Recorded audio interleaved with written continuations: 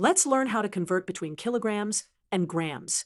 In this example, we'll convert 2.5 kilograms to grams.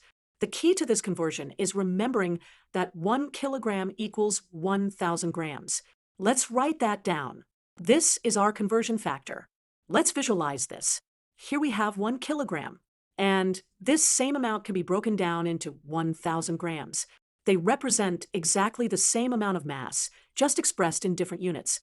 So to convert 2.5 kilograms to grams, we multiply 2.5 by 1,000.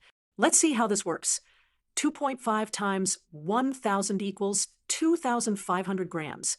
Let's visualize what 2.5 kilograms looks like in terms of grams. Here's 2 kilograms, which is 2,000 grams, and here's the additional 0.5 kilograms, or 500 grams. Together, they make 2,500 grams. Another way to think about this is using dimensional analysis. We start with 2.5 kilograms and we want to convert to grams. We multiply by our conversion factor, 1,000 grams per kilogram.